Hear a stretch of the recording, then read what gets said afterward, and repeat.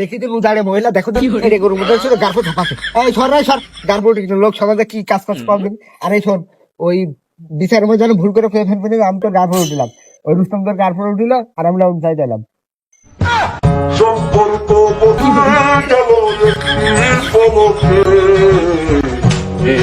আরে রুস্তম, তুইও আমার বাড়ি আলার ঠামাইছি, তোর না চাষি হয়।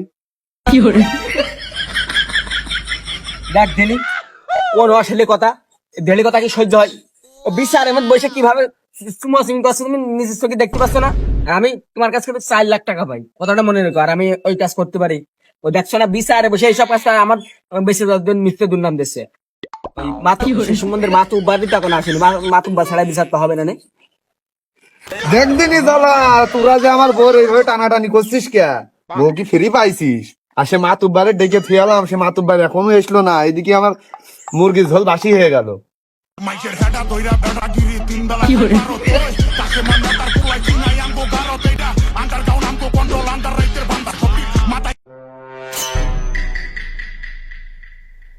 এই তোর প্রবলেমের সমস্যাটা কি কদিনই?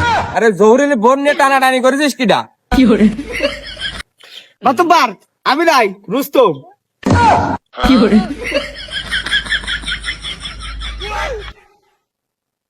হ্যাঁ, কার বোর কিডা ধরে টানাটানি করছে সে তো আমি নিজে কানেই দেখছি। জহুরুল দালালি তো জীবনে খুব ঠাবাইলে, মানুষের টাকা ঠাবে তো 3 তলা বিল্ডিং করে ফেললে। যে তোমার মুখ দিয়ে শুনি। মাতুব্বার তুমি বুঝতে পারছো না? ওই বুদ্ধুস আমার বউ টানাটানি করেছে, ছিঁড়ে ফেলেছে। আমি সেটা ধরতে যাই, দেখো আমিও এক থাপ খাইছি। আবার এখানে রুস্তমের নামও হয়েছে। কি রে রুস্তম, এই মহল্লার ভিতরে সারা জীবন শুনে আসলাম যে তুই লাইন ক্লিয়ার করে বেড়াস, তা আজকে আবার জহুরুল বর হাতা মারতে গেলি কা? এই মনি, তোর আব্বার সাথে তো আমার সেই ছোট কালেতে উঠবস, জীবনে তো তোর বাপের নামে এইসব আমি কথা শুনিনি। আরে রুস্তম, তোর বাপ যদি আজকে আমার সাথে এই সালিশি থাকতো, তাহলে তার নাক লজ্জাটা করে থাকতো তুই কদিন একটু। তুমি কি বললে? আমার বাড়ার লজ্জা থাকতো নাকি?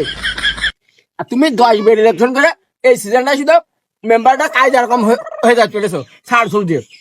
এই যে জহুরুল আমার বিদেশ পাঠানোর নাম করে 4 লাখ টাকা, ও আর এই যে বিউটি করবো, এই বিউটি আর জহুরুল মিলে আমার 4 লাখ টাকা চেষ্টা দিয়েছে। তুমি সেই বিষয়টা আগে ঠাপাও দিলে, এই টাকা এই 4 লাখ টাকা মেরে দেওয়ার জন্য এরা 3 জন যুক্তি করে ওই মামলা আমার ঘাড়ের উপর দিয়েছে। আর তুমি আমার সম্পর্কে কি জানো? আমি আগে একটু খারাপ ছিলাম, পাড়ার ভাবি গিরে লাইনটা ক্লিয়ার করে বেড়ে দাও। ওই স্বভাব আমার নেই, ছোট লোকের স্বভাব আমার আছে, হাত আমরা স্বভাব আমার নেই। ওইভাবে যে পোশাক কাপড়তে উঠে যে কুদবে, ওইভাবে হাত আমরা সব করতে পারে। আর তুমি যে আমার বাপের চাট এনে বেড়াইতে, আর এখন তুমি আমার বিরুদ্ধে চলে গেছো। বাহ, কি সুন্দর কাহিনী। হাতে চল। ও জহুরুল, আমি যে মলাম, তুই আমার কোন বিচারে নিয়ে আসলি? এসব ছেলে পিলে যে আমার নাক নল কিছু রাখলো না, আর আমার নামে এইসব কথা আমি তো আর সহ্য করতে পারলাম না।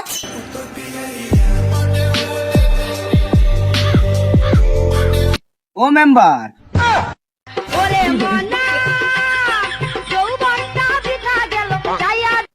ও মেম্বার, ওই জহুরুল আমার সাথে যে দালালি করেছে, ওই বিদেশে যেয়ে কি আমি কোনদিন ওই রাজমিস্ত্রি কাজ করেছি? শালার বাইন যে তোর দেবো ফ্যাক্টরির কাজে দিয়েছে আমার কাজে, ইটগাটা কাজে, সেই কাজটা আমি দেশে কোনদিন করিনি। ও মেম্বার, ওই আমার বিচারটা করো। আমি শুনলাম যে আজকে এখানে বিচার বসবে, আমি সেই মালয়েশিয়াতে দৌড়ে দৌড়ে চলে আসছি, কালকের ফ্লাইটে এসে আমি আজকে এসে পৌঁছালাম। আরে সে তো নাই বুঝলাম, আমি এলাকার এখন এই মহল্লার রানিং মেম্বার। আমার কি মেম্বার মনে হচ্ছে না তো দোস্ত মনে হচ্ছে? আমার সেই চুলটা ধরলে আমার একটা প্রেস্টিজের ব্যাপার আছে না এর ভিতরে। লোকজনে এমনি ছেলে পিলের এই বিচার করতে আমার নাক লজ্জা থাকছে না। তা শোন, এই বিচার যে করবো তো ওটা মানি করি বিদেশটা আনিস তো কিছু, ওই 50 রিঙ্গিত দিয়ে দিবা না হবে না। ওই আগের বিচার যেখানে আছে ওই জায়গায় থাক।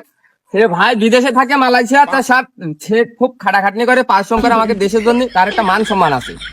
তা জহুরুল, তুমি সেই ভাইয়ের সাথে যে ব্যবহারটা করেছো, তার টাকা পয়সা মেরে এনে 3 তলা বিল্ডিং করে তোমার ওই বিউটি নিয়ে শুয়ে থাকো, তো তোমার ওই বিউটির কি লোকজন হাতা মারবে নাকি?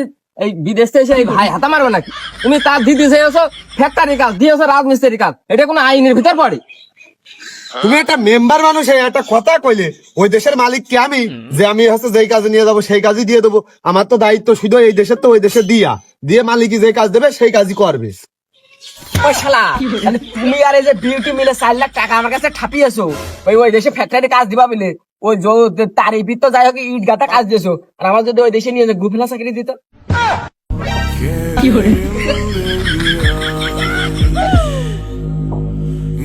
তাই তো জহুরুল্লাহ ঠিক কথা কাছে।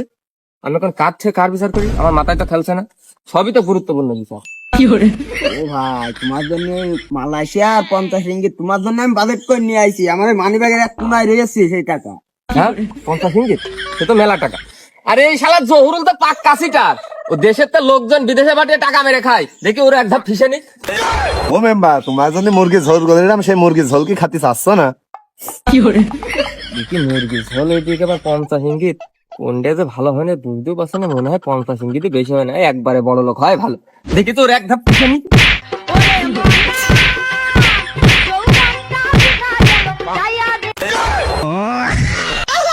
এই মেম্বার সাহেব, আল্লাহ আমার টাকা তুমি আমার মিললে, এটা মোটেও ভালো করলে না।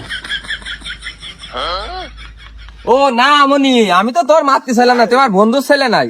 ওই মারামারির মাঝখানে তুই চলে আসিস, তাই তোর খাই লেগে গিয়েছে। ওই দোষ জারি হোক, এখন সবই ওই কুদ্দুসের দোষ। এদিকেও ছাড়তে পারছি না, এদিকেও ছাড়তে পারছি না। যদি তোরটাও কিছু পাই, কুদ্দুস তার কিছু দেখছে না, কুদ্দুসেরই সবকিছু দোষ।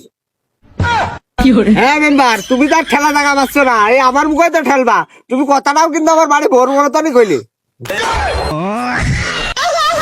ও জহরুল, আমি তোমার আগেই কলাম যে তুমি আমার এই ছেলে পিলের বিচারের ভিতরে এনো না। দেখছ তো, এই বিচার করতে এসে আমার নাক নজরা থাকলো। আর এদিকে যে সব বিচার আছে সব করে থাকুক, আগে তোমার বোর বিচারটা করে নি। তোমার বোর কিটা কিটা হাতা মেরে শুধু সেই কথাটা কও দিনি। খেলাটা যে খুব বাড়া বেড়েছে, আমার তো মেম্বার মানতেই চাচ্ছে না। আমি তো একটা রানিং মেম্বার। এই মাতুব্বার, এই সারাদিন ঘুরে ঘুরে এইবার তুমি নাইনি এইছো। ওই কুদ্দুস আমার বউ ধরে টেনেছে, এর ভিতরে আবার রুস্তমের নামও হয়েছে। আমার বউ তো আমার কাছে রাত্রি রাত থাকতে আছে না। আমি 3 তলা বিল্ডিং তুলে থুইছি কাজ জন্য, এই সব আমার বউর জন্য থুয়ে দিইনি। হ্যাঁ 3 তলা বিল্ডিং তো করবা, দেশের গার ভাতার গার টাকা মেরে মেরে 3 তলা বিল্ডিং তুমি করবে না, মেম্বার সাহেব করবে নাকি? আর ওই রুস্তম আর কুদ্দুস তো শুধু হাতা মেরে, আমি থাকলে যে কি করতাম, আমি আমার আবার শাসি হয় না, মুখে লাগাম দিলাম। ও তারিফ ভাই, তুমি তো বুঝতে পারছো, আমরা তো এখনো যাইনি, তা আমরা জেলা বুঝবো কিভাবে? আমাকে থেকে বেশি তুমি ভালো বোঝো। তুমি ডায়লগটা গাছের মাথায় উঠে দাও দিনি।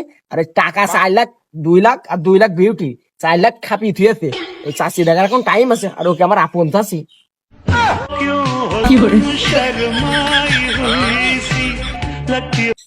মেম্বার সবাই সব কথা কইলো, এবার আমার কথা শোনো। আমি ওই জহুরুলি বইয়ের সাথে আমার একটু একটু লাইন আছে, এটা ঠিক আছে। আমি লিসমি করতে গেলাম, সেটাও ঠিক আছে, কিন্তু আমি লিসমি করতে পারলাম না। আমি ওই সালের বউ বসছিলাম, ওই রুস্তম টাকা চাইতে এলো জহুরুলির কাছে। এসে ওরা আবার সেই গোয়ালির মধ্যে কি ঘটাবটা করেছে, আমি আবার ওইটা থেকে ওকে তাড়াইছি। তাড়াইতে আমার একটু বুঝ দিতে পারছো লাইন ছিল, ও পড়ে গিয়েছে আমার সোনা। তা আমি সোনাটার একটু তুলছি রে, ওই জহুরুল চাচা আমার দিয়েছে তারা। আমার বাজায় যে মায়ের মেরেছে, আমার বাজার হালটা এখনো ধরছে, সেটাও ছিল না। এই কুদ্দুস, এই তুই চুপ করে থাক, আমি তোর মুখ দিয়ে কিছু শুনতে যাচ্ছি না। বিচার চারিদিকে ঘুরে বেড়াচ্ছে, বিচারটা আমি সুষ্ঠুভাবে নিয়ে আনি। ভাবি এই কি কাহিনী, প্রথমটা তুমি একটু কও দিনি। এই শোন, বিচার কিন্তু উল্টে গিয়েছে। তোর কিন্তু আমার ঘরে আসতে হবে না, আর আমার ভাতি খেতে হবে না। তুই যা বলবি কিন্তু সঠিক কথা বলবি, কোন রকম উল্টো পাল্টা কথা কিন্তু কবি না। ওই মেম্বার সাহেব, ওই কুদ্দুস যা বলেছে তা সঠিকই বুঝলেছে। ওই দোষের মধ্যে কি কুদ্দুসের সাথে আমার একটু লাইন ছিল, তা আমার একটু জড়িত হইল।